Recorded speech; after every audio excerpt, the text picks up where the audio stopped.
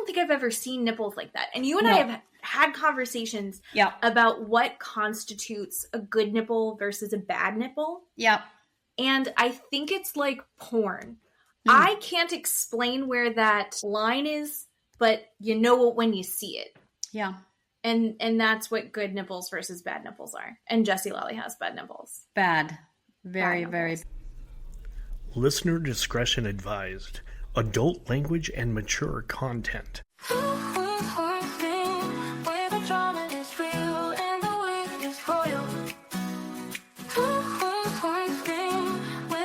There it is. All right. Welcome back, everybody. Got to give a little time for our song to lead us in. And I did that. So now we are back. I am Jen. I'm Keeley.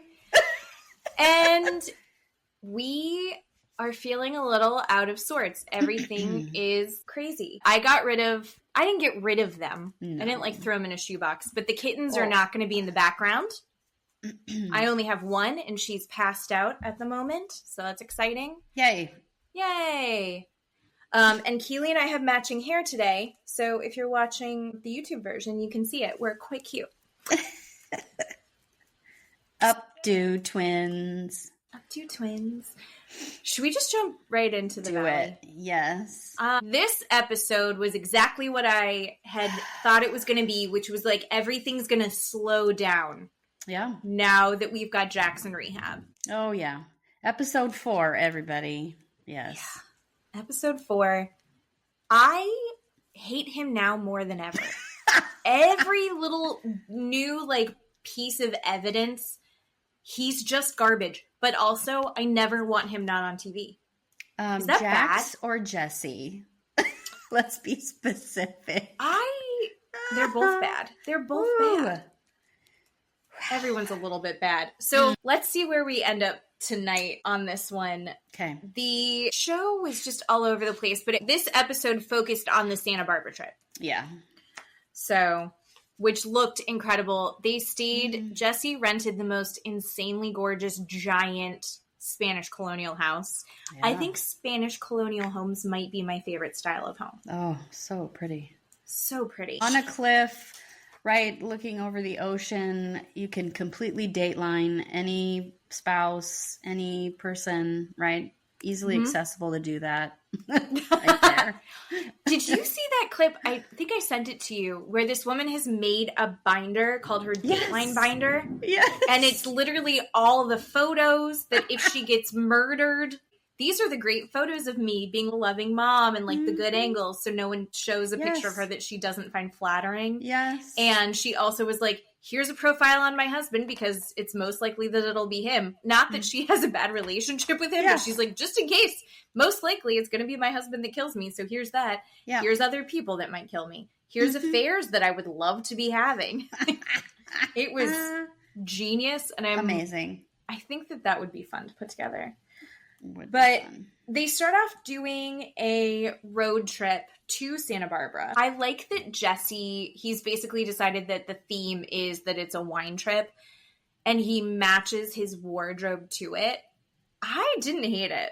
He's so over the top with his clothes. He had the big, it almost looked like a vintage 70s bowling shirt, but it had the wine grapes on it.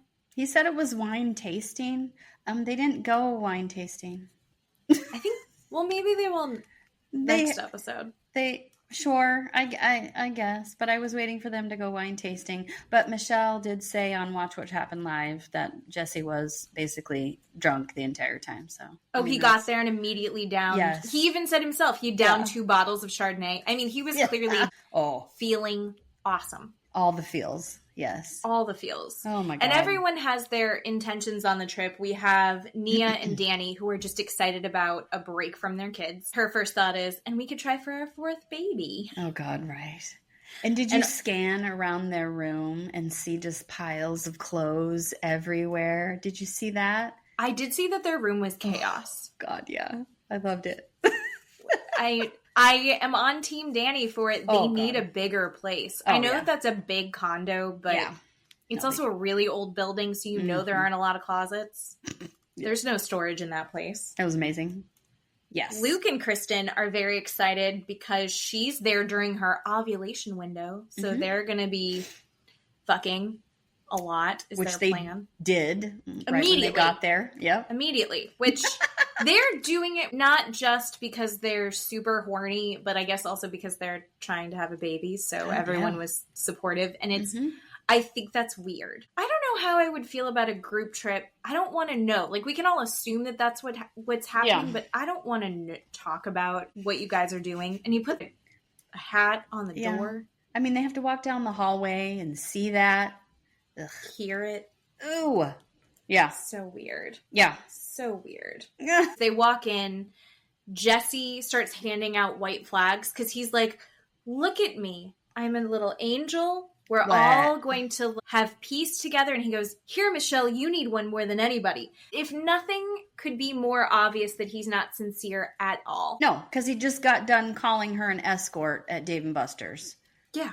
So, and then immediately is like, hey, you need this white flag because you're not allowed. Come on. And she's like, no, I'm not taking it. Then in the after show, he was like, yeah, she didn't even take it. I was like, yeah, because you tried to give it to her with a shitty comment. Yeah. Of course she didn't. No, because you called her an escort the day before. So, no. And they do the NASCAR thing. Everyone was dressed up. Have you seen Talladega Nights? That Will Ferrell movie? I've never seen it. What? I haven't. Okay. I grew up with a mom that was really into the Indianapolis 500. And so that was the fancy car racing thing. And we lived in Boise, Idaho, which is not the most metropolitan place, right? Then we moved to Washington, D.C., and she becomes full country and gets into NASCAR. So I think just my ick factor, I was like, I'm never having anything to do with any of this.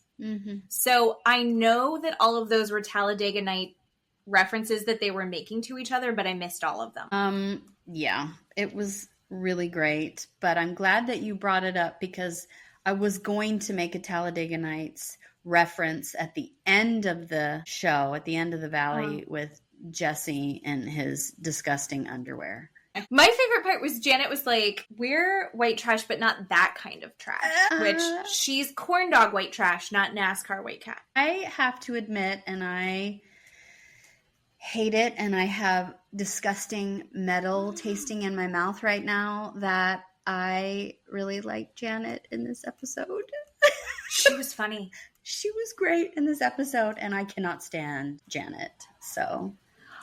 There's that part of it where she gets messy, and you never want her to be messy against you, but I think she's probably super fun to hang out with. I think she's probably super fun. But they all get dressed up in their Talladega outfits. And then they go to, I thought they were going to go do go-karts or something. The outfits are so over the top, and like some of them are like sexy race car drivers. Yeah. Jasmine was in these boots with these giant heels and short, like she looked super hot. But it was just very funny because I was like, where are they going? Did you know what was coming?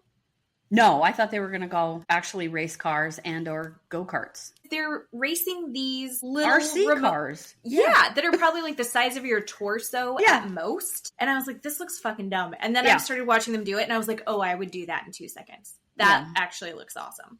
Yeah. Because you can do that drinking. You probably can't do the go-karts drinking like you could do that. And we know that they all need to be drinking the entire time. Yeah. And so that's super fun. Unfortunately, because we can't have this way we can't have nice things. Although I think Jesse had a good point. Jesse had told Jax that they were going on this trip. Yeah. Jax is in rehab. Yeah. Is it rehab or a mental health facility? I'm still not clear on where he was. But he's in this place for his mental health. He's going to therapy for like 7 hours a day. They'll do therapy for an hour, and then they get a little break, and then therapy again. So he's going therapy, rage text Brittany. Therapy, rage text Brittany. Therapy, rage text Brittany. Yeah. And the stuff that he is saying to her is vile. Yeah. Yeah. Oh, God. I have pages of it. Wow. Let's see. Please don't lie to me. He's a liar. Could you talk to me? Not playing your games. Just be honest. I want this place to work for me, and I will crumble if I find out what you are doing. You took my son from me. You're disgusting. You took my job away from me. I worked so hard for 2 years for this, and you took it from me. I'm doing this for my son. Your family is the most fucked up I've ever seen, and they would never do what you did. I will never, ever forgive you. You destroyed the only thing I love doing. Can you please call me? This is important. I'm in a mental health clinic, and you're not answering my phone calls. I mean, insanity. Oh, yeah. And then he's texting Kristen because Kristen is trying to help Brittany. Well, he's being like, I love this place. This place is great. Yeah. He's telling every other person how wonderful it is. Yeah. And then saying, yeah, she won't check in on me. She won't answer my calls. She's probably sending photos to Julian. And at this point, everyone knows that she's not even talking to Julian anymore. Yeah. Nowhere near. So Jesse, they're like, Jesse, why did you tell Jax? He's like, I told Jax. And she's like, why would you tell him that? Yeah. And he's like, don't you think, they're like, he doesn't need a reason an excuse to leave rehab. Yeah. He goes, don't you think it would be worse if he didn't know that we were in Santa Barbara and then found out about it through social media? And then that's why he's much more likely to leave because he's surprised by something, which I think is probably true. I think that Jax is going to leave if he can leave, is what it is. Like, any excuse he can find. If he's going to leave either way, if that is your argument, why are you telling him? Just don't tell him. He's going to get involved. That's your theory that he's going to leave either way. Then just don't tell him. Jesse and Jax, I think, are so similar. Yeah. And they sit there and they talk each other up, and then they create this structure of logic that has no foundation. Oh yeah. But they're able to build this we're right, we're the victims in this scenario together, and then they're just in their own echo chamber, and they don't even hear themselves. Jax then also, even in the after show, so this is how many months later, he's like, it really would have meant so much to me if she had just left me a note. If she had sent me a text and said, we're thinking about you, we'll be here when you come back. And maybe I would have made it if I had gotten more support from her. He, right now, is still blaming Brittany for not sticking it out the first time. We haven't seen it yet in the show, but we know that he doesn't stick it out like he's supposed to. That's fucking obnoxious. Brittany in the after show was like, he expected me to be this loving, supportive wife while he is in there. He threw a table at her, and he's like, why aren't you supporting me? He even says, I know I don't deserve it, but couldn't she have just blah, blah, blah? And then he turns her into this villain for this thing that he starts off his diatribe against her with, I know I don't deserve it, but would it have been that hard? And you're like, you are sick. Actually, speaking of you are sick, he says, we said in sickness and in health. Oh. And I'm sick right now. Yeah. Yeah. I mean, that's so fucked up. Yeah. That took my breath away. It was so awful. Yeah, that was gross. And one of the many things that Jesse said that was really shitty in one of the interviews, he's like, we're here and we're supporting Brittany, and I believe in that, but doesn't Jax also deserve support? That is a hard pill for me to swallow, because I think that while I 100% believe that Jax is an addict, what was the super interesting thing that Zach said on Watch What Happens Life? He thinks that this sober, recovering addict version of Jax is the worst he's ever dealt with. Yeah, and he's known him for over a decade. And Jax right now is worse than he's ever been before. Yeah. There's definitely something to be said about the fact that I genuinely believe that Jax has weaponized his recovery against Brittany. Oh, yeah. And it's so fucked up. So I think that there are people who go through the recovery process and kind of like Danny would never behave the way he behaved drunk if he was sober. He will, right? Yeah. Jax gets worse. He will 100% continue that behavior, even if he's sober. And I think that goes to show, you can be a recovering addict and still a bad person. You can be an addict and a good person. Yeah. Jax is just a shitty person. It doesn't matter what substance is going through him. Yeah. Agree. So, although he does admit to being a narcissist. Oh, he's definitely a narcissist for sure. And I think that word gets thrown around a lot. I think that people like to diagnose others with it a lot. In this case, I 100% think Jax is a narcissist. Oh, yeah. He's definitely a diagnosed narcissist. But back to the race cars. Race cars is fun. I would do race cars. It's on like a dirt track that's massive. The thing that I forgot to mention that gets brought up multiple times, that if you guys haven't seen it, it's worth looking it up online. Jesse Lally decides that he needs to take off his shirt. Everyone's in their race car racing outfits. He got an actual like Formula One race car outfit instead of like a, well, it's a one-piece Halloween suit. Yeah, it's like a jumpsuit. Yeah, jumpsuit that zips up, and he unzipped it and has it all like down, and he's shirtless. Ugh. And he even says, "Listen, I got hot. I need to take my shirt off. My nipples are on the smaller side, and they always point east to west."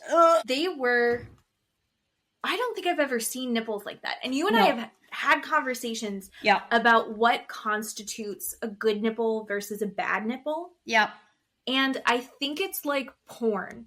I can't explain where that line is, but you know it when you see it. Yeah. And that's what good nipples versus bad nipples are. And Jesse Lally has bad nipples. Bad. Very, very. Ooh. Which is why are the guys that have the bad nipples the first to show them off? It was grotesque. And the slow-mo walking and the way they did the background, it was all blurred out like you're on Zoom. No. Nobody wants that. Please stop. Sexy saxophone. I think in his mind, I think he's like, I've been working out. Michelle's going to see this and really have some regrets. I don't think that's what she felt. Nobody thought that. No one looked at that and went, ooh. Everyone was like, what's None happening? Of the women did. Mm-mm. Can we talk about Michelle's boyfriend really quick, though? I've never seen his eyes close. The eyes. The eyes. Aaron and his eyes. Aaron has very large eyes that are always open. Yes. Yes. Even when they're kissing. Yes. It's disturbing. Yeah. Just to say the least. I'm confused about it. Well, he looks shocked constantly. Yeah. Not quite sure what he's thinking about to have that. Probably he's stressed out because he's dealing with Jesse Lally possibly at all times in his periphery. Did you know that his white honey company, so his honey company, did you know it's based on the schmocaine concept? I don't know anything about this. So it's called Kilo honey. Oh, yes, I did know that. I did know that. And his marketing is, so you cut a kilo of the white honey. His white honey is addictive. If you look it up, every part of his concept has something to do based on the schmocaine, getting addicted to it. So you cut it, you snort it, all of those verbiage he uses in his selling points. And there is a video of him in Los Angeles, Beverly Hills, somewhere in California, dressed up like, Miami Vice. And he's got a suitcase of his honey that he's trying to sell to people, like undercover, like drugs. He's opening it and saying, do you want a kilo? Do you want a kilo? And it's a little disturbing to me. I'm confused. I think it's supposed to be funny. I'm sure it is. I think, how sometimes you've got a joke and then you tell someone the joke and then but he went all in for no good reason. You should look it up. I'm going to look it up. I remember seeing them and Michelle brought some for Yeah, Andy Andy. Cohen. All right. Yes. And him with his eyes. After all those Jax memes with cocaine, I don't... Yes. Aaron, it's time to pivot. It's time to pivot. No. Anyway, so I digress. Continue. Well, yeah, I'm just a little not really into it. Mm-hmm. Jesse confronts Janet about his ex-girlfriend or ex... Yeah, he's like, why you're telling people not to follow her on Instagram. And she's like, I've never told anyone to unfollow her, not to follow her or block her on Instagram. And he goes, yeah, you did. You told your husband. She's like, that's my husband. It doesn't count. I'm allowed to tell him not to do that. Mm-hmm. Which I agree with Janet. I'm not telling everyone, but I can say you and I are in united front. Right. You block her. She threatened to sue me. And I would expect my lawyer husband to follow suit. Right. Matt doesn't follow anyone on anywhere. Yeah. So if I told him to block somebody, I'm sure he would in 2 seconds. Yeah. And can I just say, if someone's going to tell me something, I'm going to tell my husband. If something happens, I'm going to go tell him. What are you talking about? What? No. Sorry, everybody. No, there are some secrets that I keep right here to myself. But look, 95% of everything, Matt, I have to talk through. I don't think Matt wants to know all of it, but he's going to hear them. That's probably true, but...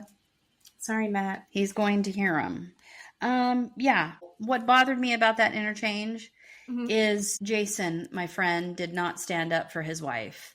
He let Jesse be an asshole to Janet. Again, metal tasting in my mouth. I'm standing up for Janet. I'm going to agree to disagree. I think that it's not really Jason's personality to jump in. When we'll talk about it, they do some spiritual awakening stuff that we'll get into. But his thing that he calls in for himself is confidence. I think that he naturally is probably very quiet and very conflict averse.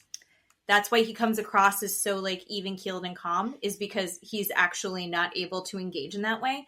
And I think that that's why he's with Janet, because Janet, she's like, I'll fucking start a fight for no reason. Should we make up a fight? Like, I think that she had that handled in a way that he didn't really need to. Now, I think the fact that he remains friends with someone who would talk to his wife that way, especially after we all know, he was like, you're spreading lies about her seeing other people. They cut to even in the show. Yeah. Where Michelle's like, yeah, I'm not spreading a rumor that I made up. She said it to people. And he's like, no, that's not true. Let's call Sheena and find out. And she was like, verbatim, she's also seeing the guy from Baywatch. So Jesse had that conversation with Michelle and is still being like, Janet, don't spread these lies, when he's already had it confirmed from outside sources. Yeah. Named Sheena Shea. Yeah. I don't appreciate that he's still close friends with Jesse after Jesse's going after his wife in this way. And Jesse's handing out white flags at the beginning. I mean, what a total fucking asshole. I mean, we don't need to see East and West nipples and then you attacking Janet, right? With nothing. You're lying, basically. With nothing. With nothing. And then he's saying, you know, I don't know how you're taking her side when she cheated on me. And then Janet, with the line of the night was, if I'd been your wife, I'd be cheating on you too. That's exactly what I said last week, man. 100%. I wonder if that's also Jesse and Janet's dynamic to, like, be at each other. And so it's like, why get involved? Because those two are just going to be doing whatever they're doing. I don't know. Not get involved. I don't know. Jason is an attorney. Attorneys argue. Attorneys know how to confront and talk. It just bothered me that he didn't say, hey man, shut the fuck up. What are you doing? Just stop. Right. Stop coming at my wife. But I guess you're right. I don't know. I didn't like it. It pissed me off. The second time in a row. Yeah. No, it wasn't great. Speaking of Janet, after they do the race car thing, they all go back. Yeah. And Zach first he pulls Michelle aside and he's like, do you think I should try and have a conversation with Jana? Because Like, maybe we can move forward. And then Janet walks up and he's like, I should get you a beer. And she's like, okay, I drink IPAs now. And he's like, what is an IPA? Then he grabs her a beer and he's like, can we go outside and talk? And so they decide to go outside and talk. And they have the weirdest conversation. I don't know how they ended that conversation on a good note, but I think both of them were like, it's all petty shit. I'm exhausted. Can we call a truce? Yeah. But neither of them apologized. He did apologize. Yeah. And I think he was genuine with his apologies, but he was also like, I think 75% of this is my fault. Yeah. But some of this is your fault too. And she's like, no, it's not. Janet was just like, I'm going to let you talk. And she just let him go and go and go. And then when he'd be like, don't you think you maybe have something to apologize for? And she's like, I don't know what you mean. And then he's like, I think I'm going to cry. It was interesting because she said, you know, when Brittany called me and said that we need to go to lunch the next day to tell me what you said, and that blew his mind. Yeah. Here we go again. Exactly what you and I said, where I kind of blame Brittany for a lot of this. I don't think Janet needed to hear that. I certainly don't think Janet needed to hear that when she was pregnant. They talk about it in the after show. Nia says, you know what? I think that in the moment she thought she was doing the right thing. Yeah. In Watch What Happens Live, they actually did a poll. And what is your vote? Did Brittany do the right thing, or should she have kept her mouth shut? Oh, I think Brittany should have kept her mouth shut, but that's me. Nope, I agree with you. Okay. And so does the poll on Watch What Happens Live. Okay, thank you. Yeah. I think it was like 20% of people were like, she did the right thing. No. Yeah, Brittany is good girl. Not a fan of that. Yeah. It was funny because he was like, we used to be so close. And she's like, we don't have to be best friends after this. And you see him kind of taken aback. Like, he was like, I thought we could get close again. And then in the after show, he's like, she and I were really close. Like, we had a very close friendship. And immediately they cut to her being interviewed in another room going, Zach and I weren't that close. We were never close. It was just that he was Jasmine's roommate. And that's why we spent time together. We never got lunch just one-on-one. So I think that he put her a little bit higher than she put him. Yeah. And so that Sometimes probably that happens. His yeah, that hurt his feelings. Well, and he got upset and was crying in the bedroom about what he heard. Brittany went in there. What's going on? Why are you crying? Yes, and everything, I was going to say everything is better when you bury your face in someone's boobs. So that's true. Thank you for bringing this up. Because I 100% agree with you. And it's actually happened to me a couple times in my life where that has genuinely soothed me. 2 times. Once was when I was about to get my epidural and get a C-section when I was pregnant with the boys. And this woman was having me hold the pillow and like getting me set up. And I was totally calm until that point. And then all of a sudden it hit me that like, I'm about to get cut open. I'm about to have a giant needle in my back. I'm about to have 2 babies. And all of a sudden I freaked out and she goes, it's okay. Hold the pillow, hug the pillow.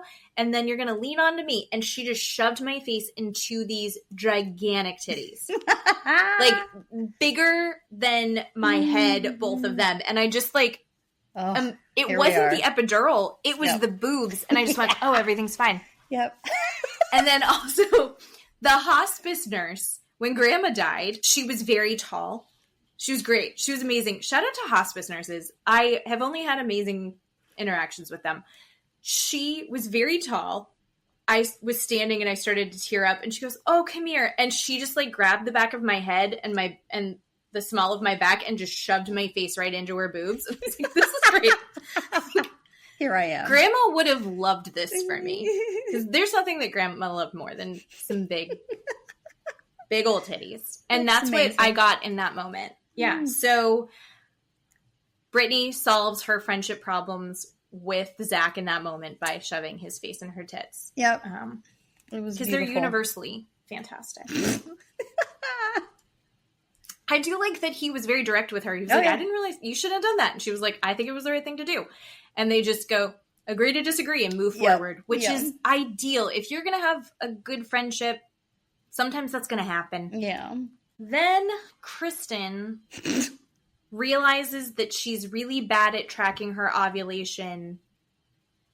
And it didn't make sense. She thought she was going to be having sex all weekend to make a baby. And then it turns out that maybe only that first sex possibly made a baby. And that sucks. And so she's crying and upset. And she gets good support from Luke and from Nia. Like, I really like their friendship. Yeah. I think that Nia is like this, like, younger, hotter thing for Kristen to aspire to. Yeah. And she's also way chiller. Which doesn't make any sense considering that her life is chaos. But for some reason, she's very zen about it all. So poor Kristen. In this moment, you could see she was just like, I don't want to deal with these fucking people. Yeah. Unfortunately, she had organized this healing ceremony with this, what was she? I wrote down, it said spiritual guide next to her name. Spiritual guide. Yeah. Her name's Willa.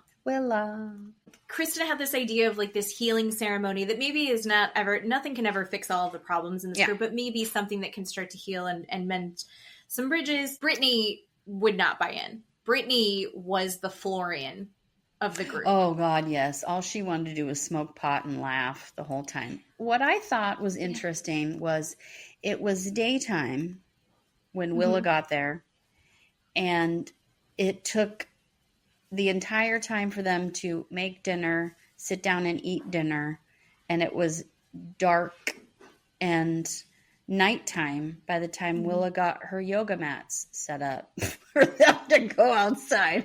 How long, Willa, does that take for you to do all of that? I don't know. That was awesome. She was too busy. She was communing with the earth before. Okay. I think she actually said she had done that. Okay. And, the sunset. Well, I don't think that everyone knew that was going to happen. And I think that there's a little bit of mental preparation, especially if you're a skeptic, to get on board with it, or at least to give enough buy-in that you're not going to be giggling incessantly the whole time. Yep. Plus, everyone's drunk. Mm-hmm. So that didn't help either. So there's either the people that are definitely taking it seriously and the people who physically cannot take it seriously. Yeah. One of the things that they do is they do this earth mandala. She brought all of these flowers and sticks and things of nature, and you pick a thing and then you start building the mandala and you call in what you want for yourself or for the group. And then you release something else. Yeah. And there were a couple different things that everyone said. I don't remember anything specific off my head that I thought was amazing. Did you? No, I wrote it down, but it wasn't great. People said, they want to release resentment, call in sparkle, release insecurity, call in anxiety. I mean, just basic stuff like that. I mean, nobody had anything earth-shattering to say.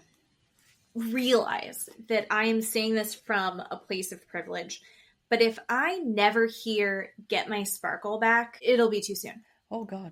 Okay. I think Sheena Shea said it, and now Brittany's saying it, and it's like the new version of "got my groove back." Yeah.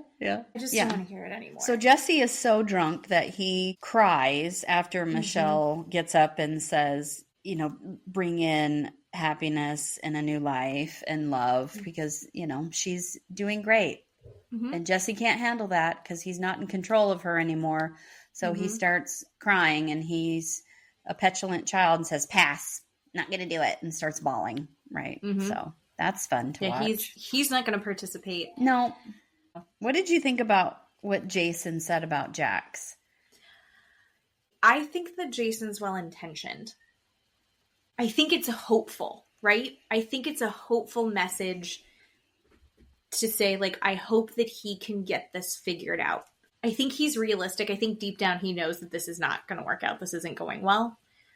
Because even he said at the racetrack, when they're talking about all the awful texts that he's sending Brittany, he said, even I'm getting text messages. He's still very upset at Brittany and blaming Brittany for this. But maybe he can get this figured out. And I think when you're dealing with someone who is in active addiction, you have to be hopeful. You have to say, I hope that this gets figured out. Let's go with the energy of like, maybe this can do it. And I think you have to have that stance of being open to this could work out. But I also 100% think that you need to be prepared for it to not work out. I think having a positive attitude about it and being hopeful about it is good, but I also think that everyone knows that this is going to go down in flames.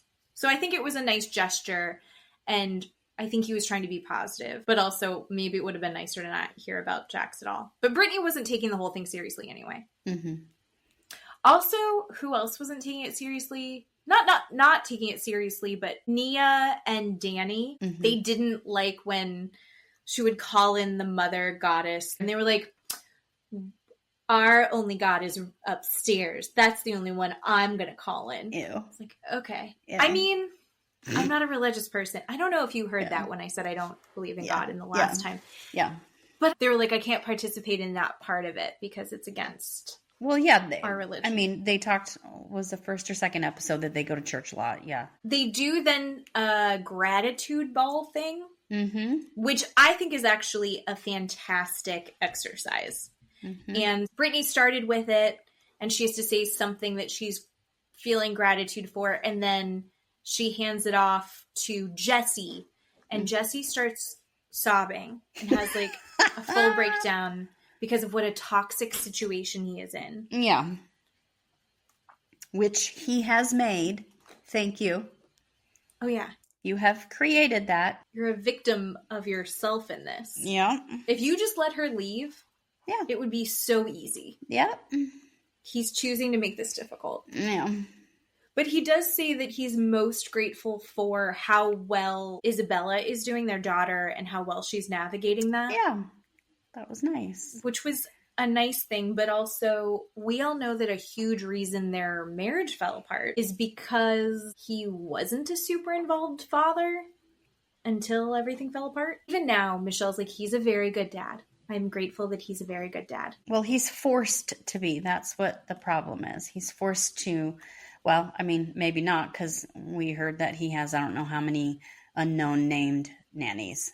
Then he passes the ball to Michelle. I guess the concept was of this that you needed to say what you're grateful for, because it was supposed to be bringing the group back together and healing the group. You have to say something that you're grateful for in your relationship with that person.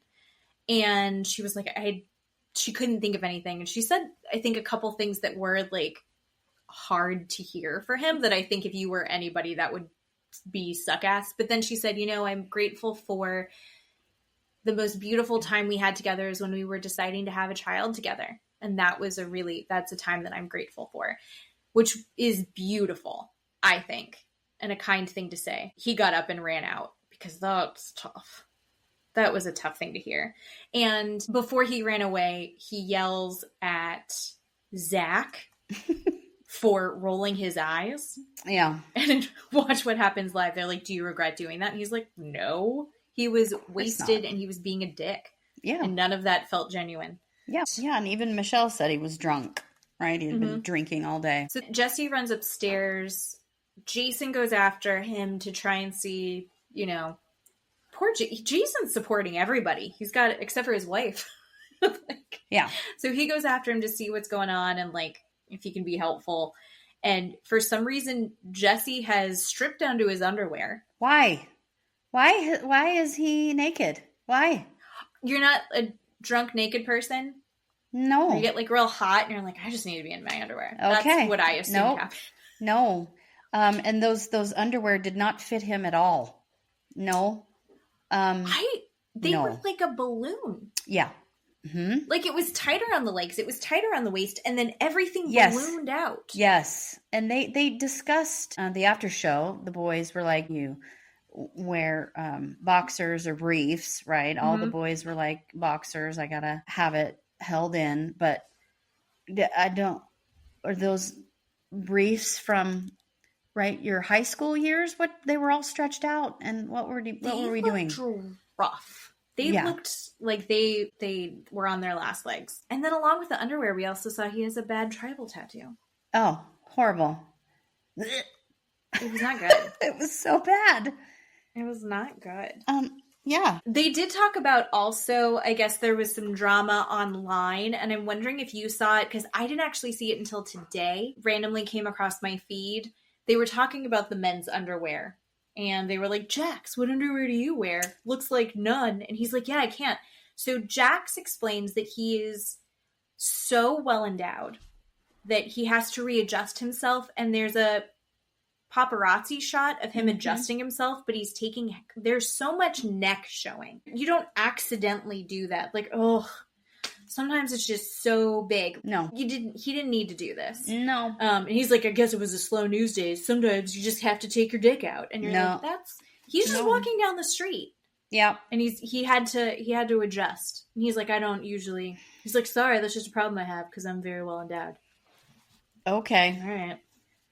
Nope. Okay. Never heard of that before. Just more awfulness from Jax. Jax being a narcissist. Again. And just generally gross. So next week looks boring. Yeah. Not boring. But it looks like we're going to have, no pun intended, a little bit of a valley. Yeah. For the drama for a little bit. But we know that Jax is going to leave rehab early. So yeah, we'll see how far we are into the season before that happens. Now that we've finished the valley is going to be great no matter what. Even a valley in the valley is going to be, I'm excited about it all. But you are the one who shows me the good true crime. Yeah. So we also watched Southern Fried Lies, which was on Peacock. And it was fascinating. It was messy. I actually drew out a family tree because I couldn't keep track of all of the people. Like, there was so many branches of people that were attached to this one person. Yeah, it all centers around Donna Herring. Yeah. Who is a realtor in Camden, Southern Arkansas. Yeah. And I can't do the accent, but it was amazing. Hilarious. I loved it. But it's a super, super small town. It was built around a sawmill, and they have a gas station, and that's their main drag. Yeah. So Donna Herring is kind of the center of this thing, and she's the first person that you see in this documentary. And she is in there, and she is confident, and she's very self-important. Boy, yes. She reminds me of my mother, to be honest. Donna is introducing us to this kid named Matthew Seth Jacobs. And he was basically the richest kid in town.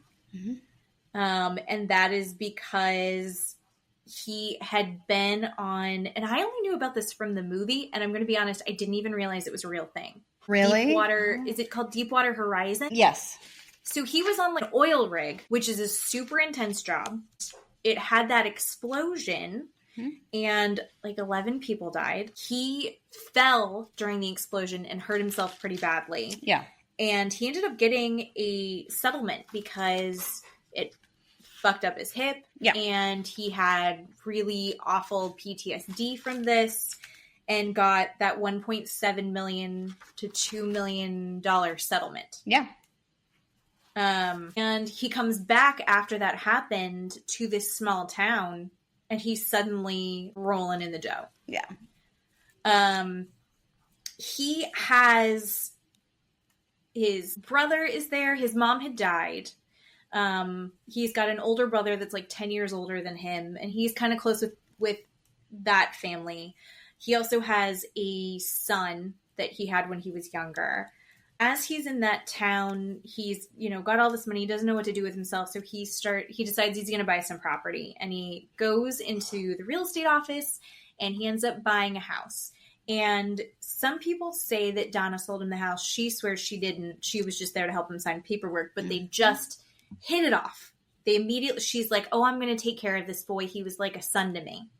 And she starts cooking him meals every day. She's taking him lunch. They're talking all the time. And she introduces him to her daughter. He and her daughter fall in love. As she's telling the story, I was like, oh, it's kind of nice. And then he has this family. She's treating him like she's his mom, which he didn't have anymore, and he was really needing that support. But then you find out how old he was and how old her daughter was. Yes. He is 31 and she is 18.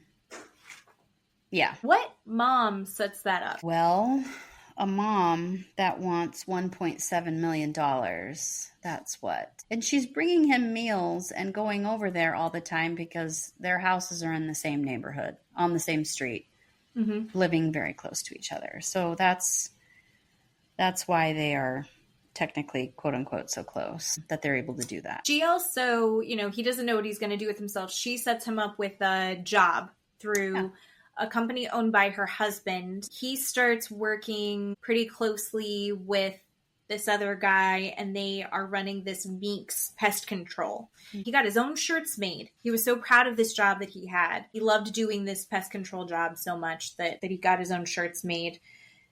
And Donna's husband, who owns this company, is known as Daddy Doug. Mm-hmm. But Daddy Doug is not in this documentary. He will not be interviewed. Which tings off something for me. And you also learn that he's feeling through Donna. Donna explains that he's feeling very taken advantage of by his family. He got all this money. And all of a sudden, they're like, oh, we should go on these trips. Oh, we should go out to dinner. And he's footing the bill every time. And Donna says that he felt very resentful of that. He's dating her daughter. When she's 18, they get engaged. And he had actually been married twice before and was described as a womanizer and super lady crazy. I don't know. What's the boy version? Like, you've heard boy crazy. Like, what's the boy version of that? No, he's just a womanizer, yeah. Well, he's 31, so yeah, of course he's probably been married a couple of times because he's 31. He's not 18, right? No. I mean, holy smokes. Alex and Matt had been together for about 2 years. So if they were engaged when she was 18 and they were together for about 2 years, they were probably together before she was 18, which is icky a bicky. And the thing that makes it ickier is that Matt has a son named Jordan who's the same age, which is very weird and uncomfortable. Where Matt and his son used to be very close, things have kind of changed since he started dating someone that's the same age as his son. So this all comes to a head. We've given you all the background. January 19th of 2015, there is horrific car accident. Matt has driven across 5 lanes of traffic and slammed headfirst into a tree. Somehow they end up telling Donna first, and Donna gets there and realizes that he's died in this car accident, which is really horrible and sad and awful. She goes with the sheriff, and you find out this is a small town. Donna's best friends with everybody in law enforcement. Mm-hmm. She goes with the sheriff to go tell his brother Lance that his brother's dead. And Donna immediately goes into protective mode. Hey, we need to protect Matt's things. And she's telling Lance this when she's also just told him that his brother's dead. To protect Matt and Alex, which is super odd. Mm-hmm. Like, what does that even mean? And why is that your first thought when someone dies? Yeah. Especially if it was a surprise. Yeah. I think everyone was kind of in a haze, and all of a sudden Donna is taking over everything. She's orchestrating the funeral. Lance's wife basically says that they didn't really have a chance to grieve and feel their feelings because they were too busy being wherever and doing whatever Donna said that they needed to do. Yeah, he died on a Monday. They had the funeral on a Thursday. And Donna claimed that there was a will that Lance and Shauna, his wife, had never heard about. That Donna said that there was a will in Matt's safe. Lance and Shauna said, what will? We know everything, the contents of that safe, and there is no will in that safe. And Donna says, well, I know the numbers, I know how to get into the safe, and I have seen it before. So in that will, it left everything to his fiance, Alex. Yeah, her daughter. Except for $50,000, which was to go to Jordan, his son, for college. And Jordan said that didn't make sense because my dad knew that I didn't want to go to college. My dad knew that I was going to go on an oil rig. So Lance and Shauna and Jordan were like, this also doesn't make sense. We don't know what's going on. First, they didn't tell us that he was dead first because we're next of kin. Now there's this will that we've never heard about. And what's going on? Plus, we don't understand how he died. He's driven that road 1 million times. He was by himself. There was no brake marks on the highway. We don't understand what's going on. So no, they tested his blood, and that showed nothing. Based on what they could see, they decided not to do an autopsy. But then 11 months later, they go through probate, and Alex gets $884,000. And she immediately starts blowing the money. They're going on trips. She's bought cars. They're buying pontoon party boats. And she has a new boyfriend that she's posting on her Instagram 3 months later on all the trips that they're going on. And that just doesn't sit right with anybody. You know, they don't like this at all. So Lance goes, this sucks. I'm going to contact an attorney. Like, we've got to figure out what's actually going on. Like, none of this actually makes sense. And the part that really bothered me the most about this is as they start investigating, Jordan is 18 when his dad dies. And there had already been a little bit of an estrangement happening because of Alex. And he thinks that his dad had that will and said, here's $50,000 to go to college. And that felt like a fuck you. Yeah. Like, we've talked about, I want to follow in your footsteps. And you said that you were supportive. And then you write in your will that you expect me to go do something that we both knew I didn't want to do. It just really hurt him. Yeah. In April of 2016, Lance reaches out. And he was trying to find attorneys in, was it Little Rock? Yes. The only one that calls him back is an attorney named Adam Reed. And he's looking at the will, and it's like, there's no legal significance to, in that will, it's saying, I attest that I am engaged to Alex. That doesn't mean really anything. So, and the wording seemed weird. So he ended up looking up the website, like a LegalZoom website. And he ends up looking it up to get the information about when this will came about and what's the history of it. And it turns out that it was made in January 24th of 2015, which is after Matt died. Yeah. So what's actually happened is Donna Herring drafted that will. She made that will. And the part that's worse about that is she like goes, oh, I'm going to be here for Jordan. Jordan, I'm going to be like your mom. If there had been no will, the money would have gone to, I assume, his son.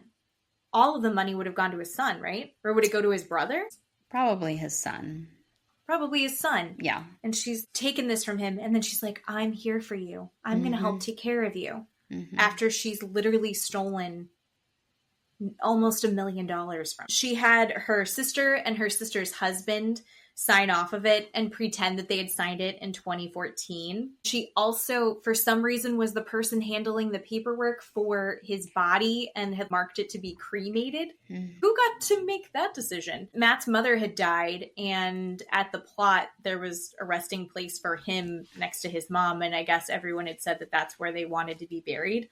So that's what he had expected. But as this is all getting investigated, so Lance is looking into it, they can't go and talk to Donna. They can't let her know what they know and that they're looking into it.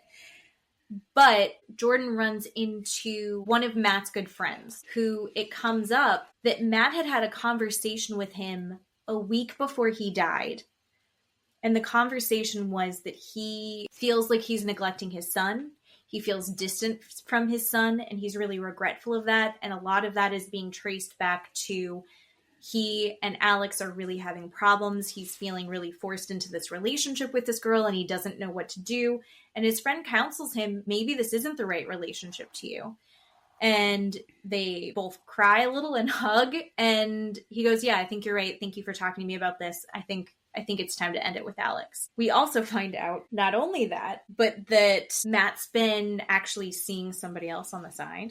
Matt's been seeing this other girl named Lori. They met because he was doing pest control at her dad's house. Yep. And they hit it off and they start seeing each other for a couple months. And so he's, like we said, he's a womanizer. He's seeing a girl while he's engaged to somebody else. That's not great. Allegedly, based on the text messages that they find on the phones, they figure out that he had actually left Donna's house that night that he died and was on his way to go see Lori. Yeah. Donna had said, I think he was just really tired that night and he had been stressed out or something and maybe he wasn't paying attention and he drove off the road. And his son was like, if he was driving on his way on this road that he drives all the time to go see a woman, being tired was the last problem he was having. Yeah, right. Exactly. Especially if you're a guy. Right? Come on. That'll wake you right up. Right, exactly. Plus, in the accident report, they said the airbag deployed, but there was no blood in the car. They said that they had, there was no trauma to his head and his chest. Like, none of it was making any sense. Things just didn't add up, really. Yeah. And then to make everything weird, Matt had been working at Meek's Pest Control with a man named Jimmy Davis. And Jimmy Davis was known around town as just like this sweet, smiley, happy guy. He and Matt had become good friends because they're working together every day for 8 hours a day, doing this pest control business. And all of a sudden, Jimmy Davis shows up dead. Yep. They find his body underneath a bridge. The last time he had been seen was at a convenience store, buying a case of beer, walking home. Someone saw him standing on the bridge, looking out over the water. It feels weird. It could be completely explained by he was drunk and fell over the side of this bridge. But he's been walking over that bridge for the last 20 years. Right.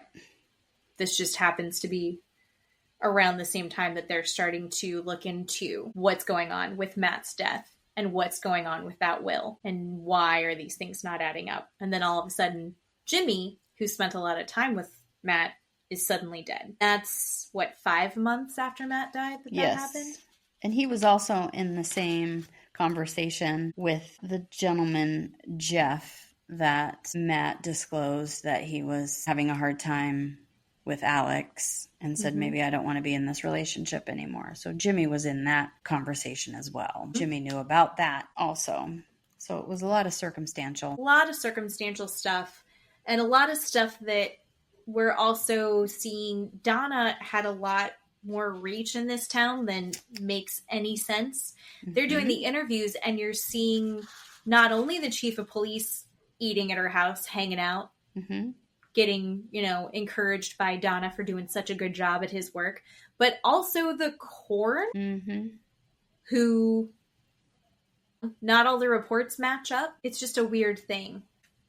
Also, did you get the part where she was talking about her home decor? They've got like a very farmhouse, country looking house. Yeah. And she's got two main themes in her house of decor, and that is snowmen and roosters. Yeah. Because they're the only two kinds of men that you can do something to if they make you mad and you won't get in trouble. Yeah. That's a fucking weird thing to say. It is weird. Why would you say that? That you can do something to do. I don't understand that. But yeah, the chief of police, why would his interview describing Jimmy Davis's death and how he died, he's sitting in her kitchen and she's sitting next to him. Why is his interview in her home, and why does she have to sit next to him? It was very weird. Why? It's super weird. Well, I do love that this whole documentary is really based on her narration of things. But the more information that you get, that they give you where she's not included in them, you realize the people who are making this documentary do not trust her at all. Oh, yeah. But she is so confident, like blatantly self-assured and confident. It's wild. Yeah. So now that they've established more and more evidence about this fake will, The attorney ends up moving forward, and the FBI gets involved because the website that built the will is located in California or Washington.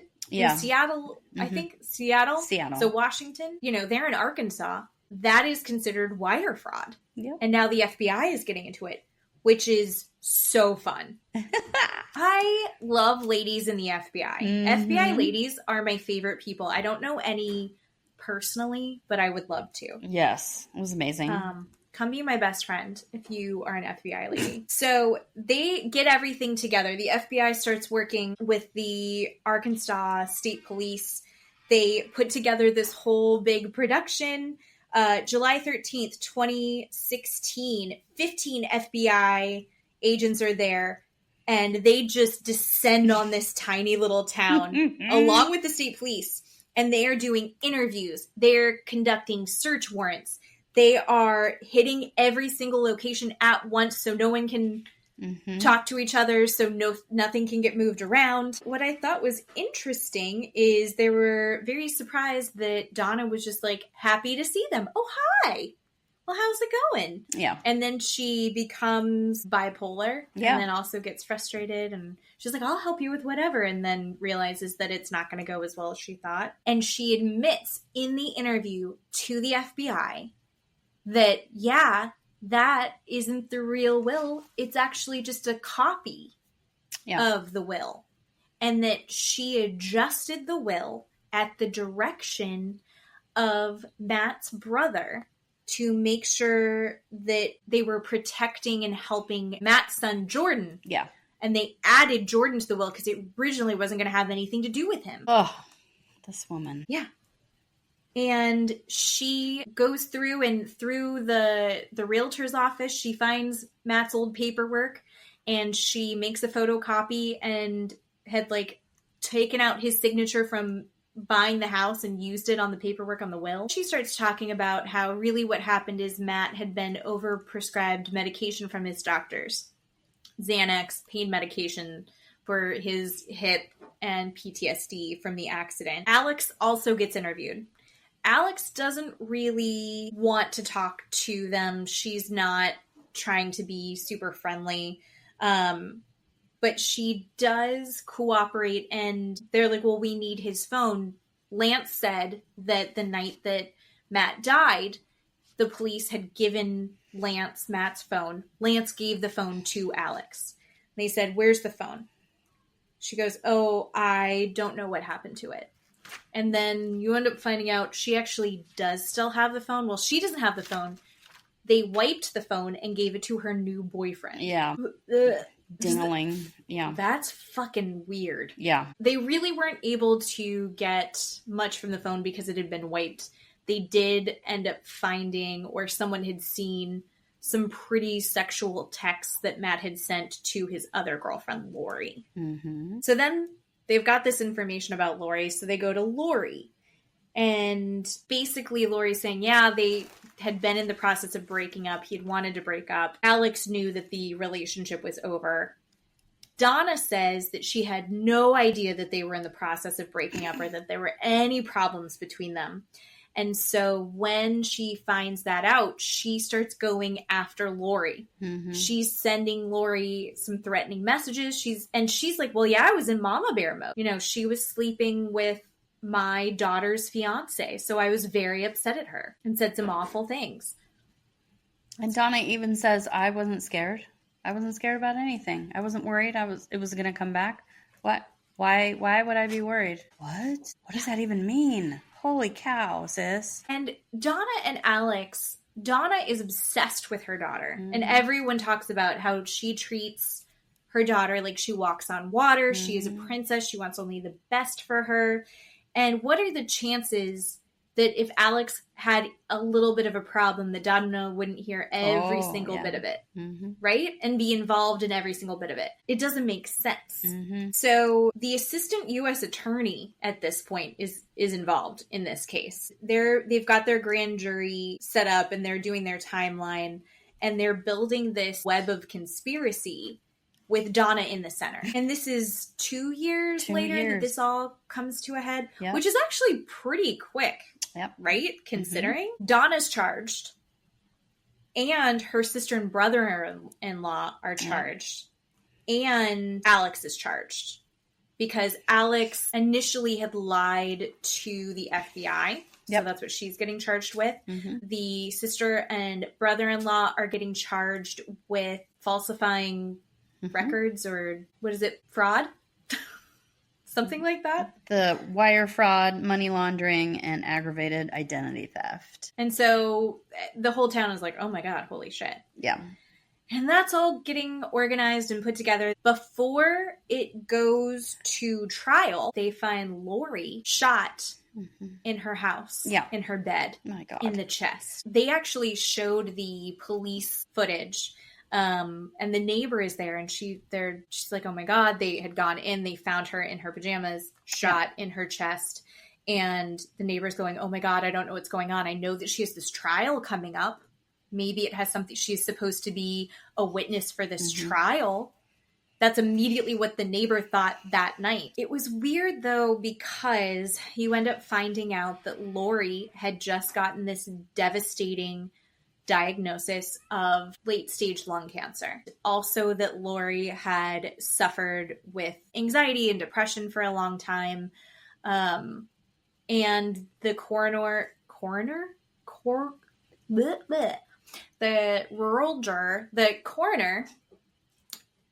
says that it is a self-inflicted gun wound and that she had committed suicide. And they believe it's because she had gotten this awful diagnosis and decided to kill herself rather than go through that end-of-life process. And even the FBI agent that they were interviewing, she, I think, believes that as well. But I don't know. It seems very suspicious to me. I don't know. They said that she was still breathing when they found her, and I don't understand why. Nobody seemed bothered or hurried up enough to try and save her life. They're all just like, oh, gunshot wound. No, there's no sad. urgency in that police cam footage. Not even. And it was an afterthought. They're like, oh, yeah, she was breathing when we got there. You're like, what? She was breathing when you got there, and that's what we saw? That was bad. And so now we have 3 dead bodies. All natural or self-inflicted or accidents. And before things go to trial, suddenly Donna goes from not guilty to all my fault. Pleads guilty. But she only has to plead guilty for 1 count of wire fraud. That's the deal that they worked out. How does this work? Who decides what these deals are? So what they do is they negotiate back and forth. And how this works is, so you can take your chance with a jury and say, okay, I'm going to go to jury trial with all 3, 4, however many counts, right? And the jury could find you not guilty on all of them, and you could walk and go home, okay? Or you could negotiate with the FBI and the state and say, as the one being charged, will plead to this one, wire fraud. And you have to drop all the other ones, and I will do what you want me to do, go to prison, whatever. That's the deal. And then the state can say, no, I want you to plead to these 2, and then I'll drop the other 2. And then you can come back and be like, yeah, I'll do that. Or no, I still want to just plead to the 1. So they go back and forth and negotiate like that to be able to get a little skin in the game for each of them. So the defendant either doesn't go to jail and prison for their entire life, right? And the state still has the defendant, right, pleading guilty, having conviction on their record, and not taking the chance to go to jury trial and the jury saying, oh, you're not guilty, bye, on all of it, right? Going to jury trial and being found guilty on everything, and you get the death penalty and you're dead, right? There's that too. So there's, you know what I mean? So yeah, it does seem sucky, and it does sound shitty that the state is agreeing to charge her and drop the rest of them, but there's skin in the game on one. Everybody's kind of getting a piece of the pie.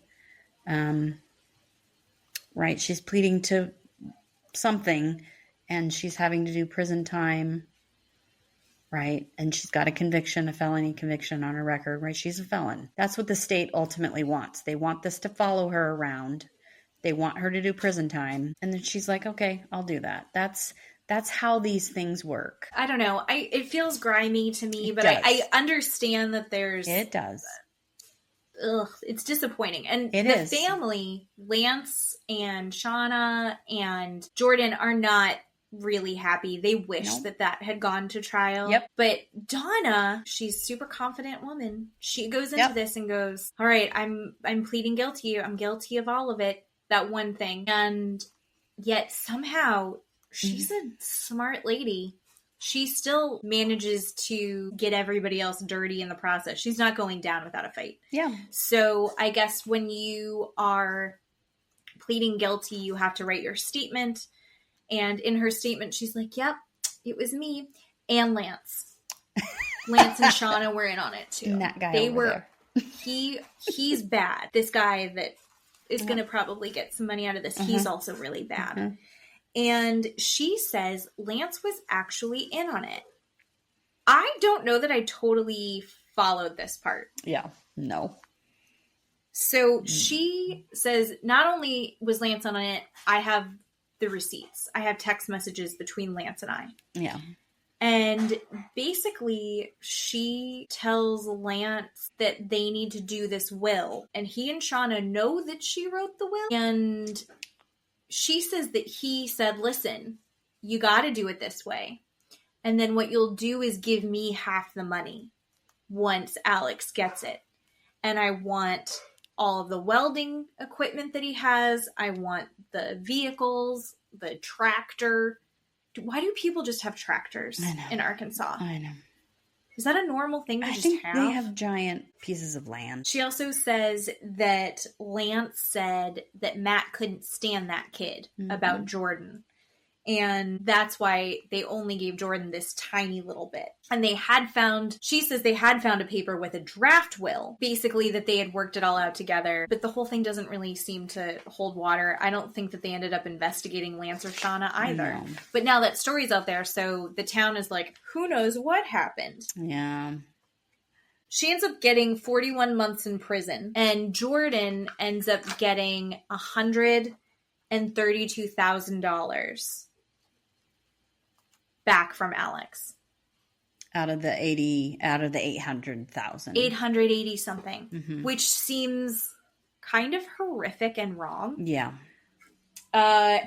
Alex gets put on house arrest for lying to the FBI. I think there were 3 houses, like property. I guess that's probably a big part of that, is that those houses were probably a big chunk of the money that goes to Jordan as well. Yeah. Donna feels like she has paid her debt to society by going to prison. She ended up getting out early because COVID hit, and she's a good Christian woman. She's very into telling everybody about how God has saved her and that sort of thing. However, she didn't really get out of this unscathed. I mean, she is a felon. But right now, her daughter doesn't talk to her. That is clearly because of the shit that she has done. Oh, yeah. And they're all going to be on probation. And so that kind of feels good. That was insane. Her PO actually came in during the filming of it, which was pretty funny, to check on her. I thought that was comical. Yeah. And so they're talking about like why they've made this documentary. And they're interviewing people in the town, and even the town's like, I don't know what to believe. Everyone gossips. Everyone has a different version of this story, but maybe as time goes on, they suspect maybe she poisoned Matt.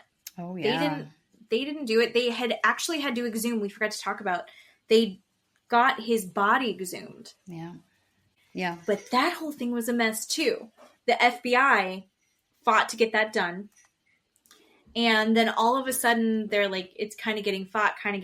The coroner then all of a sudden decides to do it when no one's there and no one's looking. And it's, I'm assuming, typically a pretty well-organized process. Somebody calls the family, lets them know. Lance and Jordan get there immediately, and they're like, why is the FBI not here? Why are you doing this? They drop the casket like 3 times as they're pulling it out. Yeah. But they tested his blood for 300 different things, this drug panel, but there's a lot of things that wouldn't show up on that. Unless you know exactly what you're looking for, they can't really test for it. So it's suspicious because her husband owns a pest control company, and they probably know what they could put in there that wouldn't be tested for, probably. The whole thing feels very unresolved. Donna seems very proud of herself. Oh, very comfortable. So I wonder if in a couple years we're going to hear a new chapter to this story. Yeah. Yeah. Because this is true crime with no official murder. But it sure does feel like it, since all those bodies popped up that were related to her in such a short span of time. Incredible. I think she pled guilty right after Lori committed suicide because she knew there was nothing left to point the finger at her. I know 100% that was it. She was like, no loose okay, ends anymore. I'm good. Now I can move on. I can make a deal now. That's what that was. 100% gross. I highly suggest watching this just to see her demeanor. God, yeah. And I feel like she runs a cult. Oh. Whoa. Right? But anyway, Jesse Lally, Jax Taylor, Donna Herring. Suck. Yes. We hate them. All right. Well, I think that's pretty much it. We'll figure out where we are next week. I don't think Mormon Wives starts yet. It's coming, but it's not here yet. Yep, not yet. So we'll have some more Valley next week, and then just like this week, another fun little tidbit of what other stuff we're watching. Yeah. Woohoo! All right. Well, thanks everybody for listening again, and we appreciate you. We love you. Thank you for your time. Love Bye-bye. You. Bye.